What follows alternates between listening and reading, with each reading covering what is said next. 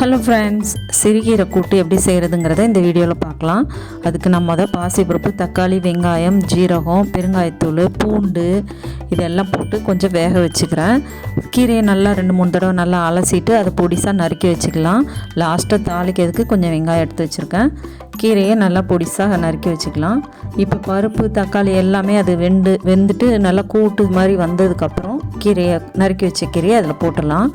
கீரை ரொம்ப நேரம் வேகக்கூடாது. வெந்ததுன்னா அதில் உள்ள சத்துக்கள்லாம் போயிடும். அதனால் கொஞ்சம் பருப்பு நல்லா வெந்ததுக்கப்புறம் கீரையை போட்டுட்டு தேவைக்கு உப்பு போடுங்க. ஏன்னா கீரையிலே கொஞ்சம் உப்புத்தன்மை இருக்கும். நான் காரத்துக்கு காஞ்ச மிளகாத்தூள் போடுறேன். நீங்கள் வேணால் காஞ்ச மிளகா கிள்ளி கூட போட்டுக்கலாம்.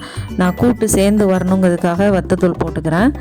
இந்த மாதிரி கீரையும் கொஞ்சம் போட்டுட்டு ரொம்ப நேரம் வேகக்கூடாது. லைட்டாக அதுவும் நல்லா தண்ணியெல்லாம் வற்றிட்டு கூட்டு சேர்ந்து வந்தோடனே லாஸ்ட்டாக கடுகு, கருவேப்பிலை எல்லாம் போட்டு வெங்காயம் போட்டு தாளித்து கொட்டிட்டிங்கன்னா சூப்பராக ரெடி ஆயிரும் கீரை கூட்டு. கீரை நிறைய சத்துக்கள் உள்ளது. சிறுகீரை மெக்னீஷியம், மேக்னீஷியம், இரும்பு சத்து, நார் சத்து எல்லாமே இருக்குது.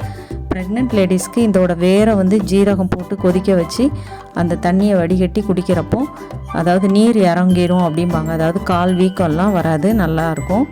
குழந்தைங்களுக்கும் கீரையை அடிக்கடி உணவில் சேர்த்துக்கிறது ரொம்ப நல்லது. அனீமிக்காக இருக்கிறவங்களும் கீரை நிறைய சேர்த்துக்கணும். தேங்க்ஸ் ஃபார் வாட்சிங்.